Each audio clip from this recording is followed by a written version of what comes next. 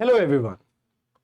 अगर आप इस वीडियो को देख रहे हैं मतलब आपने अपनी यूपीएससी प्रिपरेशन स्टार्ट कर दी है या आप सोच रहे हैं यूपीएससी प्रिपरेशन करने की और वहां पर आपके मन में एक डाउट आया कि भैया आंसर राइटिंग कैसे शुरू करूं। अब ये डाउट आना लाजमी भी है क्योंकि आपके पास कोई ऐसा रिसोर्स तो है नहीं कि जिससे आपको ये पता लग सके कि आंसर राइटिंग की कौन सी स्टेज सबसे सही है, कब आपको आंसर राइटिंग स्टार्ट करनी चाहिए। अब इस वीडियो को अगर आप पूरा देखते हैं तो आपको क्या क्या बेनिफिट मिलने वाले हैं। देखिए, पहला बेनिफिट तो ये कि आपको ये समझ में आएगा कि आंसर राइटिंग कब कौन से सब्जेक्ट की आप स्टार्ट कर सकते हैं। दूसरा बेनिफिट ये, आंसर राइटिंग में क्या क्या बातों का आपको ध्यान रखना है और आंसर राइटिंग स्टार्ट करने से पहले क्या चीजें आपकी प्री रिक्विजिट हैं, मींस किन बातों पे आपको ध्यान रखना है आंसर राइटिंग को स्टार्ट करने से पहले। इवन आंसर राइटिंग के दौरान किन बातों के ऊपर आपको फोकस करना है यह भी इस वीडियो में मैं आपको बताऊंगा। अब देखिए, ये वीडियो पर्टिकुलरली आपकी डील कर रही है इंटरनेशनल रिलेशंस के साथ, बट फिर भी अगर आप कोई भी आंसर राइटिंग को स्टार्ट करना चाहते हैं इसका रेलेवेंस उतना ही रहेगा, बस आपको थोड़ा उस सब्जेक्ट रेलेवेंट थोड़ी रिसर्च करनी पड़ेगी आपको। अब देखिए, यहां पर एक बात आती है कि आंसर राइटिंग कब शुरू करनी चाहिए। मतलब पहला डाउट तो यही आता है कि मैंने यूपीएससी प्रिपरेशन स्टार्ट करी है बट ये नहीं समझ में आ रहा कि मैं आंसर राइटिंग कब शुरू करूं। तो यहां पर मैं सब्जेक्ट्स को दो हिस्सों में डिवाइड करता हूं। एक होते हैं वो जिनके अंदर आपको कोर कॉन्सेप्ट की नॉलेज बहुत ज्यादा इंपॉर्टेंट होती है। जैसे एग्जांपल के तौर पे अगर आप ज्योग्राफी पढ़ रहे, कॉन्सेप्ट नहीं आता तो आंसर राइटिंग मुश्किल रहेगी। इकोनॉमी, कॉन्सेप्ट नहीं आता, आंसर राइटिंग मुश्किल रहेगी। पॉलिटी, कॉन्सेप्ट नहीं पता तो आंसर राइटिंग मुश्किल रहेगी। सेम साइंस एंड टेक, ये सब्जेक्ट ऐसे हैं जहां पर इनकी आंसर राइटिंग स्टार्ट करने से पहले आपको सब्जेक्ट की नॉलेज होनी बहुत ज्यादा इंपॉर्टेंट है। मतलब उसके बिना ये आंसर नहीं लिखे जा सकते और लिमिटेड नॉलेज के साथ अगर आप आंसर लिख भी दोगे तो उतने अच्छे आंसर्स नहीं बन पाएंगे आपके। तो यहां पर आपको या तो कॉन्सेप्ट के बारे में पता हो या आपने वो सब्जेक्ट कवर किया हो, इन दो केसेस में ही आप आंसर राइटिंग कर पाते हैं। बट इसके अलावा कुछ जनरल सब्जेक्ट्स होते हैं जिसमें करंट अफेयर्स बहुत ज्यादा डोमिनेट करते हैं आपके। अब करंट अफेयर्स से डोमिनेट होने वाली कौन कौन से सब्जेक्ट आते हैं, जैसे इंटरनेशनल रिलेशंस हो सकते हैं, आपकी सोसाइटी एक ऐसी टॉपिक है जो करंट अफेयर्स ड्रिवन है, सोशल जस्टिस एक ऐसा टॉपिक है, गवर्नेंस, और बहुत सारे और ऐसे सब्जेक्ट हैं यूपीएससी के जीएस पेपर 1, 2 और 3 में जो कहीं ना कहीं आपके करंट अफेयर ड्रिवन रहते हैं। और इनमें अगर आप करंट अफेयर पे होल्ड कर लेते हैं, अच्छी नॉलेज गेन कर लेते हैं, तो इजीली आप इन क्वेश्चंस को आंसर कर सकते हैं। तो मतलब यहां पर यह है कि इन सब्जेक्ट्स के लिए आपको थोड़ा वेट करना पड़ सकता है, बट ये वो आपके सब्जेक्ट हैं यानी जो स्टेज 2 में आ रहे हैं आपके, जो आप रेडिली डे 1 से आंसर कर सकते हैं। मतलब आपने करंट अफेयर के आर्टिकल पढ़े, थोड़ा सा गूगल पे रिसर्च किया और डेफिनेटली आप एक अच्छा आंसर लिख सकते हैं इस पूरे उस पूरे संज्ञान के अंदर। मतलब उस टॉपिक को आप इजीली एड्रेस कर सकते हैं, बस थोड़ा सा 20-30 मिनट या 1 घंटे तक का रिसर्च लगेगा और आपका आंसर तैयार हो सकता है। अब देखिए, यहां पर ये तो बात समझ में आ गई कि भाई दो सब्जेक्ट हैं आपके, दो तरह के सब्जेक्ट हैं, उनको किस तरह से एड्रेस करना है और कब आपने आंसर राइटिंग स्टार्ट करनी है। बट यहां पर एक डाउट और भी आता है कि सर मुझे अभी आंसर राइटिंग स्टार्ट करनी चाहिए क्योंकि मैंने अभी अपने यूपीएससी जर्नी की स्टार्टिंग ही की, और कुछ लोग ऐसे होंगे जो 1-2 अटेम्प्ट्स दे चुके हैं, मतलब थोड़ा बहुत इनके पास एक्सपीरियंस है यूपीएससी का, चाहे कुछ प्रीलिम्स दिए हों, मेंस दिए हों या इंटरव्यू भी दिया होगा आप में से कईयों ने। तो यहां पर आपके मन में भी डाउट होगा कि भाई एक्चुअल में आंसर राइटिंग मुझे किस लेवल पे करनी चाहिए या यहां पर क्या स्टार्टिंग में मुझे आंसर राइटिंग करनी चाहिए। तो देखिए, मैं ये कहता हूं डे 1 पे भी अगर आप एक एक क्वेश्चन डेली का करेंगे, मतलब मैं ये कहता हूं कि भाई देखो, यूपीएससी एग्जाम की प्रिपरेशन ऑलमोस्ट 300-400 दिन की प्रिपरेशन रहती है। अगर आप डे 1 पे प्रैक्टिस करना स्टार्ट करते हैं तो आप अपने कॉम्पिटिटर से 300 आंसर आगे होंगे, और ये जो आप एक्सपीरियंस गेन करेंगे ये कहीं ना कहीं आपके मेंस के एग्जाम में रिफ्लेक्ट होगा। आपने बहुत से टॉपर्स के बारे में ये सुना होगा कि भैया उन्होंने मेंस की तैयारी पहले से कर रखी थी, उन्होंने मल्टीपल प्रीलिम्स में वो फेल हुए, बट जैसे ही उनका प्रीलिम्स निकला उन्होंने मेंस की ऐसी दमदार तैयारी कर रखी थी कि पहली बार में अच्छे रैंक्स तक ले आए। तो ये तभी पॉसिबल हो सकता है जब आप डे 1 से ही आंसर राइटिंग को स्टार्ट करते हैं, और इसमें आपको उन टॉपिक्स के ऊपर फोकस करना है जो जनरल है। मींस जो मैंने आपको टाइप 2 में बताए थे, आपको उनके ऊपर फोकस पहले करना है। अब बात आती है जो एक्सपर्ट है। अब एक्सपर्ट और आपके बीच में क्या फर्क है, आप इसे समझिए। इन्होंने सारा सिलेबस पूरा कवर कर रखा है, यानी जो स्टडी है, स्टडी पार्ट इनका कंप्लीट है, बस ये इंप्लीमेंटेशन फेज में पहुंच चुके हैं। बट यहां पर आपके पास लिमिटेड रिसोर्सेज हैं, लिमिटेड नॉलेज है, और आप इस चीज को मान के चलें कि आपकी आंसर राइटिंग में जो डायमेंशंस हैं वो थोड़े कम हो सकते हैं। बट फिर भी मैं एक चीज समझाना चाहूंगा, जब आप छोटे थे, बचपन में, आप एकदम से तो चलना नहीं स्टार्ट किया होगा, पहले थोड़े छोटे छोटे स्टेप्स लिए होंगे, घुटलियां चले होंगे, जहां पर आप थोड़े कभी गिरे होंगे, आपके फादर ने आपको संभाला होगा, मदर ने संभाला होगा, दादा दादी ने संभाला होगा, एंड फिर धीरे धीरे आप चलना स्टार्ट करते हैं और फिर दौड़ना। तो यहां पर ये जो बच्चे हैं, इनको अभी चलना सीखना है, और ये वो हैं जो ऑलरेडी दौड़ रहे हैं, और आप दोनों ने आपस में कॉम्पीट करना है। तो देखिए, यहां पर आपके पास तो कोई लिमिटेशन नहीं है, आप चाहे कोर सब्जेक्ट का हो चाहे जनरल सब्जेक्ट का हो, दोनों के आप आंसर राइटिंग स्टार्ट कर सकते हैं। बट इनको अभी के लिए फोकस करना होगा सिर्फ और सिर्फ जनरल सब्जेक्ट्स के ऊपर, जब तक वो अपने कोर सब्जेक्ट्स को कवर ना कर लें। तो ये बात यहां पर क्लियर हुई कि कौन से स्टेज में आपको किस तरह के एफर्ट्स डालें। यहां पर आपके पास नोट्स हैं, आपको सिर्फ उसको कंसोलिडेट करना है। कंसोलिडेट इन द सेंस कि आपको पॉइंटर्स फॉर्म में किस तरह से इतनी सारी नॉलेज को एक छोटे से 250 वर्ड के आंसर में लेके आना है, वो आपको सीखने की जरूरत है। और आज की इस वीडियो को आप देखेंगे तो आपको इन दोनों सेगमेंट्स को आपको बेनिफिट होने वाला है। ऑल्दो यहां पर कुछ जनरल आपकी कंडीशंस मैंने इमेजिन की हैं, बट हां, मैं ये मानता हूं कि अगर आप ये मान के चलें कि बिल्कुल जीरो से, स्क्रैच से आप आंसर लिख रहे हैं, तो भी आपके लिए वीडियो उतनी ही इंपॉर्टेंट है। चाहे आप 1-2 अटेम्प्ट दे चुके हैं प्रीलिम्स के, उनके लिए भी ये वीडियो उतनी ही इंपॉर्टेंट रहने वाली है। अब यहां आपको सबसे पहले समझना होगा कि आंसर राइटिंग स्टार्ट करने से पहले आपको यह समझना होगा कि यूपीएससी की डिमांड क्या है। देखिए, आप कोई लड़ाई में जा रहे हैं, मान लीजिए हमने पाकिस्तान के ऊपर अटैक करना है। अब जब तक आप उस अटैक से पहले कुछ प्लानिंग ना करें, प्लॉटिंग ना करें, और आप पूरी तरह से रिस्क एनालिसिस ना करें कि क्या हमारी स्ट्रेंथ है, क्या हमारी वीकनेसेस हैं, हम इस चीज को ना समझे, तब तक हम कभी भी लड़ाई में जीत नहीं सकते हैं। और यह बात यूपीएससी एग्जाम पे भी लागू होती है, जहां पर आपको समझना होगा सबसे पहले सिलेबस को। सिलेबस में यूपीएससी ने क्लियरली मेंशन कर रखा है कि क्या डिमांड है सिलेबस में, आपसे क्या चाहता है यूपीएससी। अगर आप सिलेबस को बाय हार्ट नहीं करेंगे तो कहीं ना कहीं आप आंसर राइटिंग में भटक सकते हैं, and that will be like की बीटिंग अराउंड द बुश। आप इधर उधर घूमते जा रहे हैं, बट कोर इशू को एड्रेस नहीं कर रहे हैं, जैसे आमतौर पे इंडिया के पॉलिटिशियंस करते रहते हैं। अब बात आती है कि यहां पर आपने एक बार सिलेबस पढ़ लिया, उसके बाद आपको प्रीवियस ईयर क्वेश्चंस के ऊपर जंप करना है, जहां पर 5-10 साल के क्वेश्चंस को आप देखिए, एनालाइज कीजिए कि यूपीएससी किस तरह से किसी टॉपिक के अंदर आपको क्वेश्चन पूछता है। जैसे मान लो इंडिया यूएस रिलेशंस है, तो उसके अंदर किस तरह के टॉपिक के ऊपर क्वेश्चन पहले पूछा गया, और उसी रिगार्डिंग में आपने अपने आगे अपकमिंग डेज में नोट्स भी क्रिएट करने हैं। मतलब जब तक आप डिमांड नहीं समझ पाओगे, तब तक आप सप्लाई प्रोवाइड नहीं कर पाओगे आंसर के अंदर। तो यहां पर सबसे पहले आपको यूपीएससी की डिमांड समझनी होगी। अब एक बार डिमांड समझ में आ गई, तो उसके बाद क्या करना है। देखिए, कुछ सब्जेक्ट्स, जैसे हम इंटरनेशनल रिलेशंस की बात कर रहे हैं, इसमें करंट अफेयर्स का बहुत इंपॉर्टेंट रोल रहता है। अब जब हम करंट अफेयर्स की बात करते हैं, तो इसमें सबसे पहले आपको फोकस करना होता है न्यूज़पेपर रीडिंग के ऊपर, जहां पर एडिटोरियल्स आपके इंपॉर्टेंट रोल अदा करते हैं।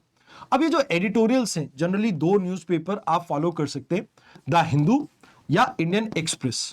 अब वैसे तो मैं प्रेफर करूंगा कि आप द हिंदू के एडिटोरियल्स को पढ़ें, बट अगर आप इंडियन एक्सप्रेस भी पढ़ रहे हैं तो दिक्कत कोई नहीं है। बट हिंदू के एडिटोरियल्स थोड़े बेटर होते हैं, जहां पर आपको बहुत अच्छे अच्छे पॉइंट्स मिल जाते हैं। तो यहां पर आपको उन एडिटोरियल से कुछ इंपॉर्टेंट पॉइंट्स एक्सट्रैक्ट करने हैं, जो आप एग्जाम में आगे लिख सकें। इसमें कुछ डाटा भी हो सकता है, कुछ इंपॉर्टेंट पॉइंट्स भी हो सकते हैं, कुछ प्रोज हो सकते हैं, कुछ कॉन्स हो सकते हैं। ऐसी बहुत से डाटा आपको यहां से मिलेगा। अब मान लीजिए आपने इसको कंसोलिडेट कर लिया, इसके बाद आपने क्या करना है, जैसे जो मंथली मैगजीन्स होती हैं, उसमें भी इन टॉपिक्स के बारे में इंफॉर्मेशन आती है। अब हो सकता है कि यहां पर आपने एक पर्सन के पर्सपेक्टिव से आर्टिकल देखा, अब उस पर्सन का जो पर्सपेक्टिव था वो उतना होलिस्टिक नहीं था, तो यहां आप क्या करते हैं, करंट अफेयर मैगजीन्स के थ्रू, जैसे हमारी भी मंथली मैगजीन आती है, तो आप उनके थ्रू अपने पॉइंट्स को मल्टी डायमेंशनल बना सकते हैं। मींस एक ही चीज के ऊपर आप अलग अलग डायमेंशंस को कैलकुलेट करने लगते हैं कि इस डायमेंशन में इसका क्या इंपैक्ट होगा। जैसे मान लो अभी गाजा कॉन्फ्लिक्ट की बात करें, तो वेस्ट एशिया का इसका मतलब इंपैक्ट आपको पता होगा, बट हो सकता है कि इंडिया का इंपैक्ट आपने निगलेक्ट कर दिया हो, या ग्लोबल ट्रेड का आपने एंगल इसमें निगलेक्ट कर दिया हो, या ग्लोबल फूड सिक्योरिटी का एंगल आपने यहां पर निगलेक्ट कर दिया हो, या ह्यूमैनिटेरियन क्राइसिस का एंगल आपने यहां पर निगलेक्ट कर दिया हो।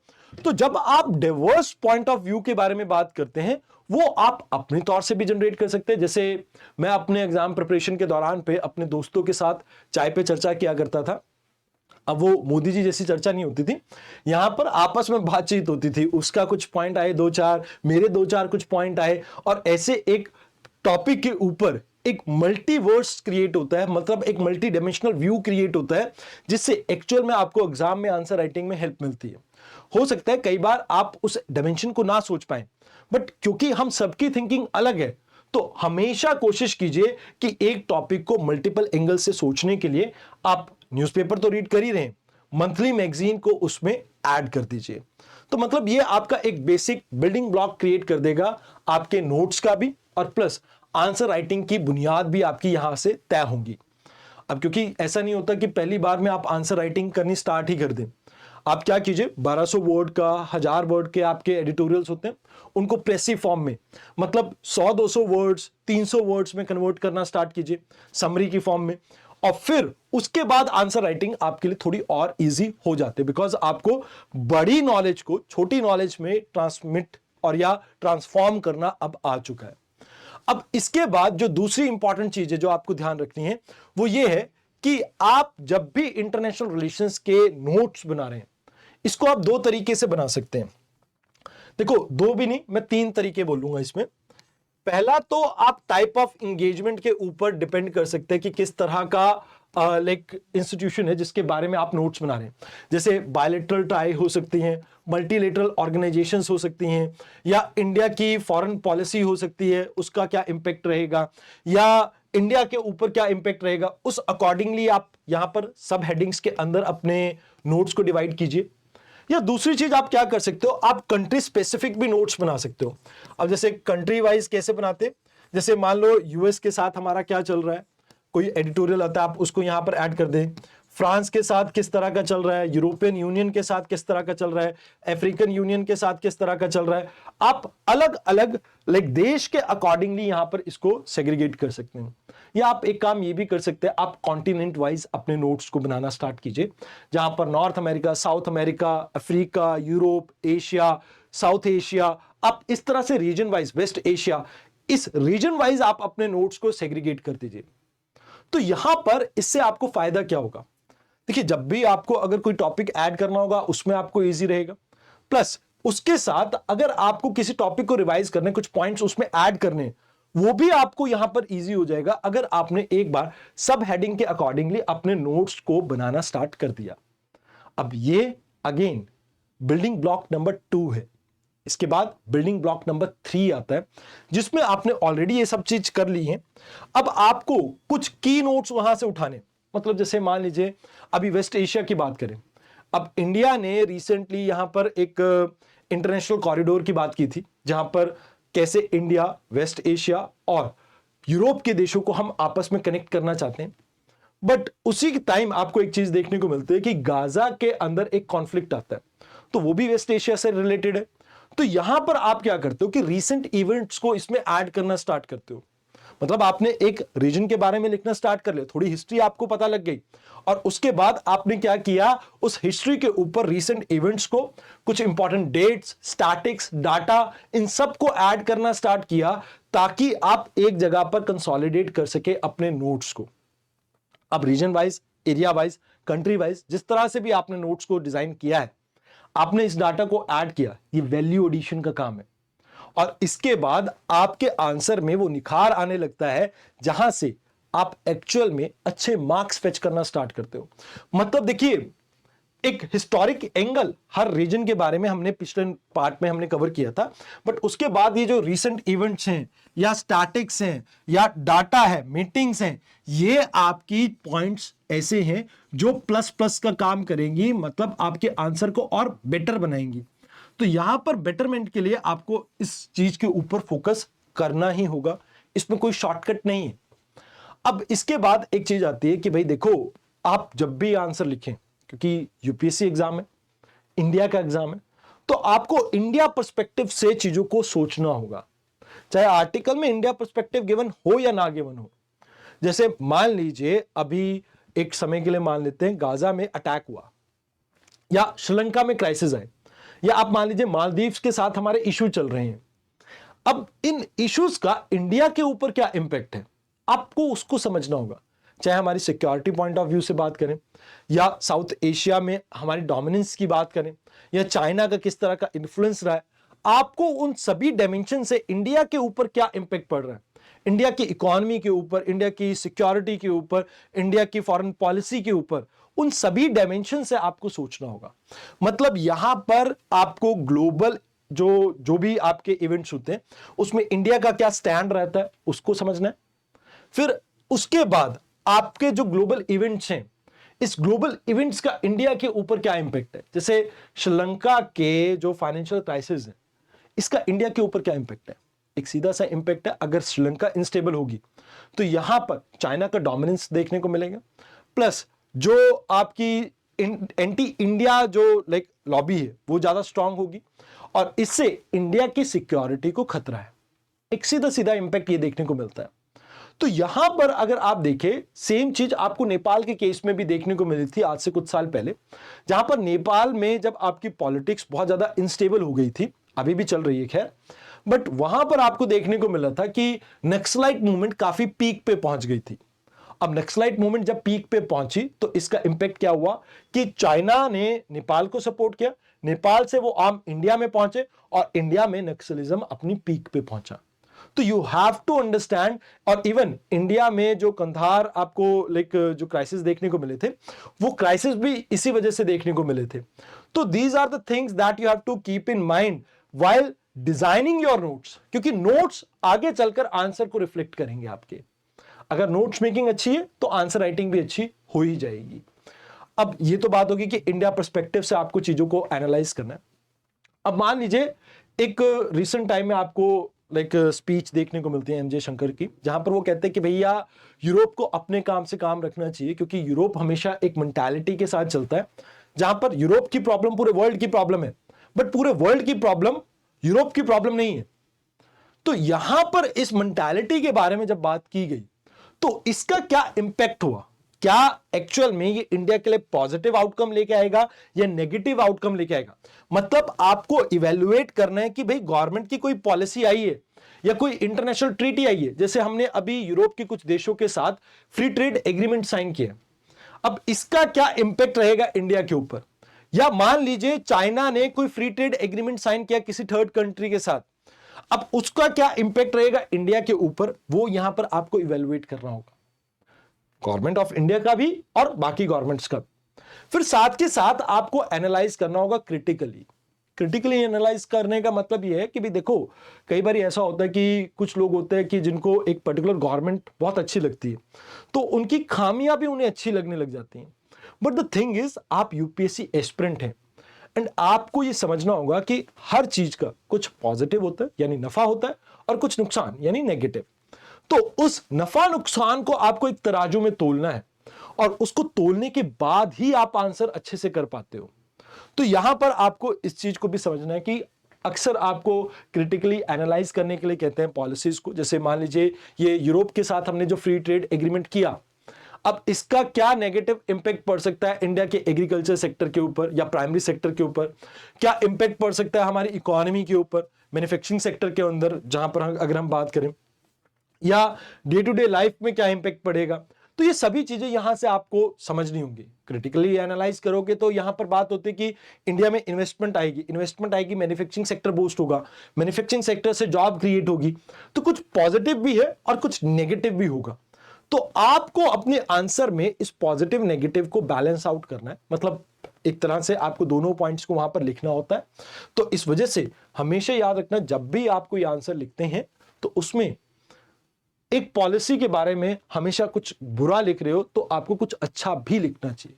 क्रिटिकली एनालाइज का मतलब ये नहीं होता कि आपने सिर्फ बुरा ही बुरा लिखना है, आपको अच्छा भी अगर लगता है कुछ तो वो अच्छी चीजें भी वहां पर आपको डिस्क्लोज करनी होंगी। फिर लास्ट में एक बात आती है कि जब हम लाइक आंसर राइटिंग कर रहे हैं या अपना बेसिक नोट्स क्रिएट कर रहे हैं तो कुछ एग्जाम्पल्स चाहिए होते हैं हमें। अक्सर ये प्रॉब्लम आती है हमारे साथ कि भाई जब हम एग्जाम में लिखने लगते हैं ना, जैसे मैंने जब फर्स्ट टाइम मेंस लिखा था तो मेरे को कोई गाइड करने वाला नहीं था, तो मुझे नहीं पता था कि भाई एग्जाम्पल्स का एक एडिशनल बेनिफिट मिलता है आंसर राइटिंग में। अगर आप एग्जाम्पल लिखते हैं तो एग्जामिनर को उस चीज को समझाने में आपको हेल्प मिलती है, एंड प्लस एग्जाम्पल बहुत ज्यादा लेंदी नहीं लिखना होता, हार्डली 10-15 वर्ड्स में आप उसे खत्म कर सके ऐसा एग्जाम्पल आपको लिखना होता है जिसमें आप पूरी चीज को कन्वे कर सके एग्जामिनर को। एग्जाम्पल लिखेंगे तो इससे आपको एक पॉजिटिव बूस्ट मिलेगा आंसर में, एंड ये आपकी आंसर राइटिंग को और ज्यादा निखारेगा। अब बात यहां पे ये आती है कि भाई देखिए, लास्ट में प्रैक्टिस सबसे इंपॉर्टेंट रहती है। प्रैक्टिस के लिए डेली आंसर राइटिंग इंपॉर्टेंट रहती है। डेली आंसर राइटिंग के लिए आपको न्यूज़पेपर पढ़ना पड़ेगा, कुछ आप ऐसे सोर्सेज देख सकते हैं जहां पर एडिटोरियल बेसिस पे डेली आपको क्वेश्चंस मिल जाएं, और उन क्वेश्चंस को आप अटेम्प्ट करेंगे तो डेफिनेटली आपको एक प्रॉब्लम सामना करना पड़ता है कि भाई आंसर चेक कहां से कर पाऊं। क्योंकि देखो, रेगुलर आंसर राइटिंग तो ठीक है, बट जब तक ये इवेलुएट नहीं होगी तब तक इसका कोई फायदा नहीं। तो इस चीज का एक हम सोल्यूशन लेके आए, इस सोल्यूशन के बारे में बात करेंगे, बट अभी हम कुछ एग्जांपल्स के साथ समझते हैं कि आंसर राइटिंग स्टार्ट कैसे करनी होती है। अब यहां पर तो मैंने ये बताया कि भाई आंसर राइटिंग से पहले प्री रिक्विजिट क्या है, क्या चीजें आपको ध्यान में रखनी होती हैं, बट इसके बाद जो दूसरी मेन चीज आती है कि आंसर राइटिंग करते हुए क्या चीजें ध्यान रखें। तो देखिए, सबसे पहले तो यूपीएससी ने एक स्पेसिमेन दे रखा है, आप इसको कहीं भी किसी भी बुक शॉप से आप खरीद सकते हैं, आपको गूगल करेंगे तो वहां पर भी मिल जाएगा। आपको ऐसा एक स्पेसिमेन डाउनलोड करना है और आंसर राइटिंग कोशिश करना कि इन्हीं के ऊपर प्रैक्टिस करें, क्योंकि जब आपने मेंस में आंसर लिखना है तो आपको यह समझना होगा कि ये जो आपको दायरा दे रखा है, इस दायरे में कैसे आप अपने वर्ड्स को लिमिट करते हैं, आपको ये सीखना होगा। तो इस वजह से यहां पर आंसर राइटिंग करने से एक्चुअल में आप एग्जाम में कैसे लिखते हैं आप उस चीज को समझ पाएंगे। अब देखिए, ये तो आपको सभी ने बताया होगा कि आंसर राइटिंग में आपको 3 चीजों के ऊपर फोकस करना होता है। एक तो इंट्रोडक्शन, है ना, एक आ गई आपकी बॉडी, उसमें सब हेडिंग 1, सब हेडिंग 2 और उसके बाद कंक्लूजन। अगर बात की जाए यहां पे, हर चीज को आप डिफरेंट फॉर्मेट में रिप्रेजेंट कर सकते हैं। जैसे इंटरनेशनल रिलेशंस में तो मैं आपको यह कहूंगा कि आपके पास बहुत डाइवर्स ऑप्शंस हैं किस तरह से आप आंसर राइटिंग कर सकते हैं। जैसे एग्जांपल के तौर पे यहां पर एक क्वेश्चन देख लेते हैं, इस क्वेश्चन को आप पढ़िए। सबसे पहले जब भी आप क्वेश्चन पढ़ें तो इसमें से कीवर्ड्स को आपको छांटना होगा। जैसे यहां पर India is an as old friend of Sri Lanka, discuss India's role in the recent crisis in Sri Lanka in light of the preceding statement. इस स्टेटमेंट के संज्ञान में किस तरह से भारत ने श्रीलंका की अभी हालिया इकोनॉमिक क्राइसिस में हेल्प की है, आपको उसके बारे में विवरण देना है। अब इसमें आपको नेगेटिव लिखने की ज्यादा जरूरत है नहीं, क्योंकि नेगेटिव का एग्जामिनर ने स्कोप नहीं छोड़ा आपके पास। बट इस स्टेटमेंट को देखिए, तो इसको शुरू करने के लिए आप क्या कर सकते हैं। देखिए, एक तो आप क्या कर सकते हो, रिसेंट टाइम का एग्जांपल से शुरू कर सकते हैं कि मान लीजिए इंडियन गवर्नमेंट ने जैसे $3 बिलियन की इनको हेल्प प्रोवाइड की है, या आईएमएफ में इनको सपोर्ट किया है, या स्वैप करेंसी के लिए कुछ यहां पर इन्होंने किया है, तो वहां से आप स्टार्ट कर सकते हैं कि भाई इंडिया ने इनकी अभी हाल फिलहाल में मदद की है, बट एक्चुअल में हमारे जो रिलेशन है बहुत पुराने हैं। आप वहां से स्टार्ट कर सकते हैं, मतलब एग्जाम्पल कोट करके आप आगे की तरफ वर्ड अपना जो पूरी चीज है इसको मूव कर सकते हैं। फिर दूसरी चीज, आप यहां पर शुरुआत कर सकते हैं कोट के साथ भी। जैसे अटल बिहारी वाजपेयी जी ने एक बात कही थी कि हम अपने दोस्त बदल सकते हैं बट पड़ोसी नहीं। अब इसी चीज से ड्रिवन है इंडिया की जो फॉरेन पॉलिसी है वो, और उसके बाद आप रीसेंट टाइम का एग्जांपल दे सकते हैं, कैसे ओथ टेकिंग सेरेमनी में रीसेंट टाइम में भी फोकस किया गया था कि हम नेबरिंग कंट्रीज के साथ अपने रिलेशंस को और इंप्रूव करें। नेबरहुड फर्स्ट की जो हमारी पॉलिसी है, आप उसके बारे में विवरण करते हुए हिस्टोरिक एंगल को टच कर सकते हैं। मतलब दूसरा तरीका क्या हो सकता है कि आप कोट के साथ यहां पर आंसर की शुरुआत कर सकते हैं। अब इसके अलावा भी तीसरा तरीका और है। अब देखो यहां पर हिस्टोरिकल एंगल की बात की गई है। अब ये जो तरीके हैं 99% एस्पिरेंट इसी के ऊपर फोकस कर रहे होंगे, बट व्हाट आई से इज कि इससे थोड़ा आउट ऑफ द बॉक्स सोचते हैं। आउट ऑफ द बॉक्स कैसे? चलिए इसको मैं आपको समझाता हूं एक एग्जांपल के थ्रू। अगर मैंने ये आंसर अटेम्प्ट करना होता तो शायद मैं एक ऐसी टाइमलाइन ड्रॉ करता। इस टाइमलाइन में मैं एंशिएंट हिस्ट्री में जाता, जहां पर बुद्धिज्म जो 3rd सेंचुरी में यहां पर इंट्रोड्यूस किया गया था इंडिया के द्वारा, उसके बारे में बात करता। ट्रेड एंड कॉमर्स जो 2nd सेंचुरी से इनके साथ हमारा चल रहा है, 2nd सेंचुरी BCE से, उसके बारे में बात करता। फिर यहां पर मेडाइवल हिस्ट्री की बात करता कि चोला एम्पायर ने यहां पर इन्वेजन किया था, उसके बारे में थोड़ा सा इंट्रोड्यूस करता। मतलब इसी के अंदर नीचे यहां पर थोड़ा सा एक लाइन में लिख देता। फिर कॉलोनियल एरा में किस तरह से माइग्रेशन यहां पर देखने को मिला था प्लांटेशन एग्रीकल्चर के लिए, उसके बारे में बताता। और फिर मॉडर्न एरा में आता, जहां पर मैं बताता किस तरह से पोस्ट 1948 इंडिपेंडेंस जब श्रीलंका की हुई थी, उसके बाद से हम कंटिन्यूसली इनके साथ इंगेज कर रहे हैं। और 2-3 यहां पर मेजर इवेंट्स के बारे में बताते हुए 2022 के इकोनॉमिक क्राइसिस के बारे में यहां पर इंट्रोड्यूस करता। और फिर मैं इंडिया के रोल को वहां से स्टार्ट करता। तो मतलब यहां पर आप एक ही आंसर को मल्टीपल टाइप से इंट्रोड्यूस कर सकते हैं। अब बात एक ये होगी कि भी इंट्रोडक्शन किस तरह से की जाती है। अब बात आती है बॉडी की। बॉडी के अंदर हमने 2 हेडिंग्स की। अब पहली हेडिंग अगर इस क्वेश्चन के अकॉर्डिंगली देखें हम, तो हमारी पहली हेडिंग क्या होनी चाहिए? एक्चुअल में पहली हेडिंग में हम ये बताएंगे इंडिया ने क्या एफर्ट्स डाले। अब ऐसा है कि इंडिया ने मल्टीपल एफर्ट्स डाले, मल्टीपल एंगल्स को आपको यहां पर कवर करना होगा। जैसे इसमें हो सकता है कि आपके पास बहुत सारे पॉइंट्स हो, तो आप क्या कर सकते हैं, कुछ 4-5 पॉइंट्स को आप एक्सप्लेन कीजिए।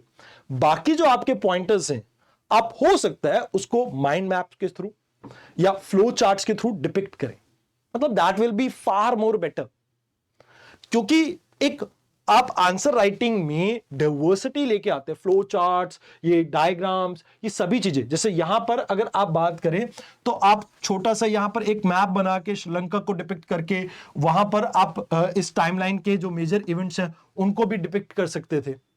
या यहां पर यहीं इसी मैप के अंदर आप अलग अलग जैसे डायमेंशंस किसको आप कवर कर रहे हैं, जैसे इकोनॉमी पर्सपेक्टिव से इंडिया ने क्या किया, ह्यूमैनिटेरियन एड के पर्सपेक्टिव से इंडिया ने क्या किया, आप उनको भी डिपिक्ट कर सकते थे। जैसे एग्जांपल के तौर पे मेरे पास यहां 8 पॉइंट्स हैं मैं जो यहां पर लिखना चाहता हूं। अब इसमें humanitarian assistance, economic support, diplomatic engagement और टेक्निकल डेवलपमेंट। अब मैं क्या कर सकता था, यहां पर ये डायग्राम क्रिएट करके डायग्राम के साथ यहां पर इन चारों पॉइंट्स को अलग अलग एरियाज में यहां पर मैंने लिख दिया। और इसके बाद 5-5, 10-10 वर्ड्स के अंदर, या थोड़े ज्यादा वर्ड्स लगा लीजिए, अगर आप 4 ही पॉइंट्स एक्सप्लेन कर रहे हो तो लगा लीजिए आप 20-20 वर्ड्स के अंदर इसको आप एक्सप्लेन करते हैं। तो यहां पर आप डायग्राम का यूटिलाइजेशन करके एग्जामिनर को बता रहे हैं कि भैया आपको इसकी लोकेशन भी पता है एंड किस तरह से इसका जो इंपैक्ट है इंडिया पे, आपने वो मतलब इंडिया ने क्या पॉलिसीज यहां पर डिजाइन की, आपने उसको भी बता दिया। मतलब एक पंथ दो काज। बॉडी में पॉइंटर फॉर्मेट सबसे बढ़िया रहता है, बट पॉइंटर फॉर्मेट के अलावा भी आप अलग वेज डेवलप कर सकते हैं अपने खुद के। जैसे कोशिश कीजिए इंटरनेशनल रिलेशंस में जितने ज्यादा डायग्राम्स हो सके उनका बनाना आपके लिए इंपॉर्टेंट है। तो थोड़ा बहुत डायग्राम के ऊपर वर्ल्ड का या इंडिया का और इसके नेबरहुड का, उसके ऊपर आप थोड़ी कमांड रखें, इससे आपको बेनिफिट मिलेगा। आंसर राइटिंग में जब आप डायग्राम बनाएंगे, जैसे मान लीजिए यहां पर मेरे को वेस्ट एशिया का भी जोड़ना होता, तो यहां पर वेस्ट एशिया का मैं कनेक्शन यहां पर से दिखा सकता था, उस रूट को डिपिक्ट कर सकता था जिस रूट को इंडिया डेवलप करने की बात कर रहा है। तो मतलब यहां पर आपको यह करना होगा, डायग्राम को आप यूज कर सकते हैं अपने पॉइंट्स को एक्सप्लेन करने के लिए भी और वैसे भी। तो यह चीज यहां पर आपकी बॉडी पार्ट 1 में आई। अब इसका इंपैक्ट क्या रहा श्रीलंका के ऊपर, तो इसको आपने बॉडी पार्ट 2 में करना है। अब इसके लिए भी अगेन मैं कहूंगा पाई चार्ट या कुछ भी ऐसा आप कर सकते हैं। मेरे को मेजरली 3 इसमें चीजें यहां पर आपको बतानी है कि कैसे यहां पर बायलैटरल रिलेशंस आपस में इंप्रूव हुए, फिर इकोनॉमिक स्टेबिलिटी कैसे आई श्रीलंका में, और फिर कैसे जो अभी इमीडिएटली हार्डशिप चल रही थी श्रीलंका की कि भाई अपने डेट पेमेंट को लेके या इन्फ्लेशन को लेके, उसमें हमने कैसे हेल्प की।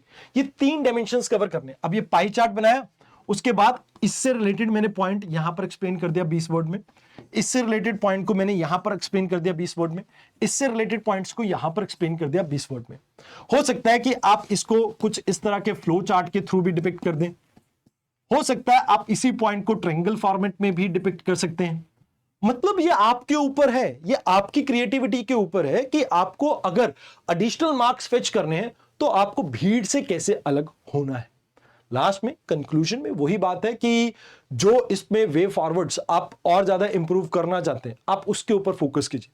कोशिश कीजिए कि कंक्लूजन में कम से कम नेगेटिव के ऊपर आप बात करते हो, जहां पर कंक्लूड करते हुए आप ये बता सकते हैं कि इसमें ये कमियां हैं, और अगर आप इन चीजों के ऊपर फोकस करें, जैसे फॉर एग्जांपल रेड टेपिज्म एक प्रॉब्लम है, एक डिले जो पेमेंट्स में होती है वो एक बड़ी प्रॉब्लम है श्रीलंका के साथ रिलेशंस में, प्रोजेक्ट्स में डिले देखने को मिलता है वो एक बड़ी प्रॉब्लम है, किस तरह से चाइना का इन्फ्लुएंस बढ़ रहा है उसको केटर करने की हमारे को जरूरत है, और किस तरह से हम लाइक माइंडेड कंट्रीज को इसमें हमारे साथ इन्वॉल्व कर सकते हैं। तो एक कंक्लूजन या वे फॉरवर्ड हमेशा एक तरह से आप ये कह सकते हो कि फॉरवर्ड लुकिंग होना चाहिए। अब यहां पर बात आती है कि एग्जाम में क्या कंक्लूजन बॉडी और इंट्रोडक्शन लिखना होता है, तो जवाब है नहीं। आप वहां पर वे फॉरवर्ड लिख सकते हैं कंक्लूजन की जगह, या आप लिख सकते हैं कि नीड ऑफ द आवर, या आप कुछ और वर्ड भी यूज कर सकते हैं। उसमें आपको अपनी वोकैबुलरी को थोड़ा इंप्रूव करना होगा, एनहांस करना होगा, जहां पर एक ही चीज को आप मल्टीपल आंसर्स में अलग अलग वे से डिपिक्ट कर रहे हैं। तो मतलब कुल मिला के आंसर राइटिंग एक तरह की आर्ट है, जहां पर नॉलेज सबके पास सेम है, बट किस तरह से आप अपनी नॉलेज को प्रेजेंट करते हैं उस चीज के ऊपर ये डिपेंड करता है। अब एग्जांपल के तौर पे आप घर पे भी दाल मखनी खाते हैं, आप 5 स्टार होटल में भी दाल मखनी खा सकते हैं, या खा रहे होंगे, या कभी खाई होगी। दोनों में फर्क क्या है? देखिए, दाल मखनी घर पे भी वैसी ही है और होटल में भी वैसी है, फर्क सिर्फ प्रेजेंटेशन का है।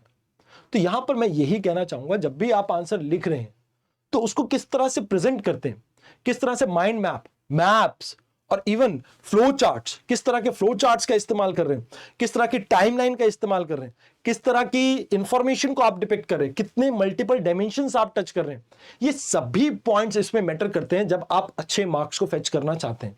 अगर आप एक ही डायमेंशन में आंसर को लिखेंगे तो डेफिनेटली इसमें आपको अच्छे मार्क्स नहीं मिलेंगे।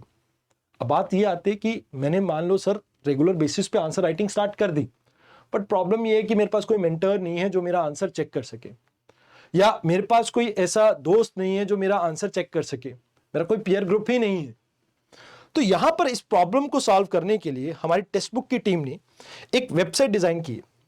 अब इस वेबसाइट का नाम है edumind.ai।